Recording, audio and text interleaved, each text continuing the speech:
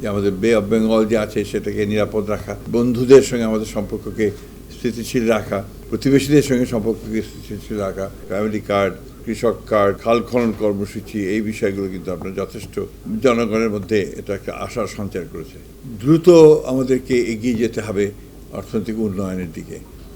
Gas এবং তেল উত্তোলন করবার যে কাজগুলো সেগুলো আমরা শুরু করেছি ইতিমধ্যে। 3 মাস পরের মধ্যেই আমরা সেটাতে আপনার টেন্ডারে যাব বলে আমরা আশা করছি। যে বাংলাদেশের এই যে পরিবর্তন, রাজনৈতিক যে পরিবর্তন হয়েছে, সেই পরিবর্তনের ফলে আমাদের যে ম্যাক্রো ইকোনমিক্সের অবস্থাটা এক্স্যাক্টলি কী আছে, সামগ্রিকভাবে আমরা আমাদের অর্থনীতিকে আমরা কীভাবে সামনের দিকে এগিয়ে নিয়ে যাওয়ার কথা চিন্তা করছি। আমরা আমাদের সরকারের পক্ষ থেকে আমরা বলেছি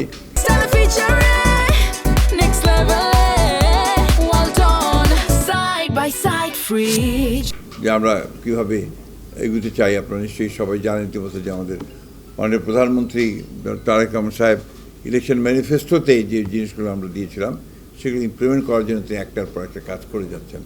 ইতিমধ্যে আপনারা দেখেছেন যে ফ্যামিলি কার্ড, আমাদের যে কৃষক কার্ড, খাল খনন কর্মসূচি, এই বিষয়গুলো কিন্তু আপনার যথেষ্ট জনগণের মধ্যে এটা একটা আশার সঞ্চার করেছে। অ্যাট দি সেম টাইম আপনার আমাদের যে বিনিয়োগের যে সমস্যা এখানে রয়েছে, এবং বিশেষ করে এই বিনিয়োগের ব্যাপারে সবচেয়ে বড় যে বাধাটা হয়ে দাঁড়িয়েছে তাদের মতে, তারা বলছেন যে এখানে আমাদের যে এজেন্সিগুলো আছে, সরকারের এজেন্সিগুলো যেগুলো আছে, সেই এজেন্সিগুলো খুব স্লো, ধীর গতিতে চলে। তারা যে গতিতে তারা এটার সমাধান করতে চায় তাদের একটা বিনিয়োগ ইস্যুকে, সেখানে তারা যথেষ্ট সেখানে একটা নেগেটিভ অবস্থা তৈরি, হতাশ হয়ে যায়, এবং এটা একটা অন্যতম প্রধান একটা সমস্যা। সেগুলো আমরা বলেছি যে আমরা চেষ্টা করছি যে সেই সমস্ত বিষয়গুলোকে ঠিক করে নিয়ে আসার জন্য আমাদের ব্যুরোক্রেসিকে সঠিকভাবে ঠিক করা, এবং এনভায়রনমেন্ট, আপনার ইনভেস্টমেন্ট এনভায়রনমেন্টটা তৈরি করা। এখানে ব্যবসা করার যে ক্লাইমেট, এটা কিন্তু আপনার খুব একটা ভালো না, এনভায়রনমেন্টটা খুব একটা ভালো না, যে কারণে এই জিনিসটাকে আমরা বলেছি যে আমরা এটাকে ভালো করে নিয়ে আসার চেষ্টা করছি। এবং আমাদের প্রধানমন্ত্রী এই বিষয়ে অত্যন্ত আগ্রহী। তিনি প্রতিদিনই এই বিষয়কে নিয়ে আলোচনা করছেন, কথা বলছেন। প্রত্যেকটা মন্ত্রণালয়কে তিনি অতি দ্রুত আপনার চেষ্টা করছেন যে প্রত্যেকটা কাজের জন্য, বিশেষ করে আমাদের সবচেয়ে বড় সমস্যা হয়েছে আপনার এনার্জি সেক্টরে। এনার্জি সেক্টরে আপনারা সবাই জানেন যে আমরা রিনিউয়েবল এনার্জির দিকে আমরা যাওয়ার চেষ্টা করছি। আমরা আপনার সোলার এনার্জির দিকে আমরা যাওয়ার চেষ্টা করছি, এবং একই সঙ্গে অনশোর এবং অফশোর যে এক্সপ্লোরেশন, আপনার গ্যাস এবং তেল উত্তোলন করবার যে কাজগুলো সেগুলো আমরা শুরু করেছি ইতিমধ্যে। 3 মাস পরের মধ্যেই আমরা সেটাতে আপনার টেন্ডারে যাব বলে আমরা আশা করছি। আমরা সবাই জানি যে আমাদের মতো একটা দেশে এখানে উইথ হিউজ পপুলেশন, এখানে দ্রুত আমাদেরকে এগিয়ে যেতে হবে অর্থনৈতিক উন্নয়নের দিকে।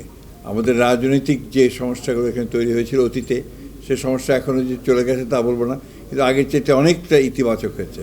আমরা বিশ্বাস করছি যে আপনার একটা স্থিতিশীলতা যদি আমরা নিয়ে আসতে পারি দেশের মধ্যে, তাহলে অবশ্যই আমরা আমাদের যে লক্ষ্য আছে অর্থনৈতিক উন্নয়ন করা, আপনার দেশে ইনভেস্টমেন্ট বাড়ানো, দেশে মানুষের কর্মসংস্থানের সৃষ্টি করা, এই কাজগুলোতে আমরা এগিয়ে যেতে সক্ষম হব। আমি ধন্যবাদ দিতে চাই STRকে যে তারা আজকে এই সংলাপটার আয়োজন করে তারা আমাদের দেশেরকে ইনভেস্টমেন্ট, আমাদের সিকিউরিটি একটা আলাদা কোশ্চেন আছে, যে আমাদের বে অফ বেঙ্গল যে আছে সেটাকে নিরাপদ রাখা, আমাদের বন্ধুদের সঙ্গে আমাদের সম্পর্ককে স্থিতিশীল রাখা, আমাদের প্রতিবেশীদের সঙ্গে সম্পর্ককে স্থিতিশীল রাখা, এই বিষয়গুলো অবশ্যই আমাদেরকে সমাধান করতে হবে। আরেকটি বড় সমস্যা যেটা আমাদের মধ্যে আছে, সেটা এখনও আলাপ হয়নি, হয়তো সম্ভবত আলাপ হবে, রোহিঙ্গা ইস্যু। এটা আমাদের জন্য একটা বড় সমস্যা। এই সমস্যাটা আমরা সমাধান করতে চাই, এবং আমি STRকে ধন্যবাদ দিতে চাই যে তারা তাদের অর্গানাইজেশনের তরফ থেকে এই সংলাপটা শুরু করিয়েছে। আমি আশা করব যে এই সংলাপের জের ধরে সামনে আরও আলোচনা হবে, আরও ডিসকাশনস হবে, এবং সঠিকভাবে আমরা এগিয়ে যেতে সক্ষম হব।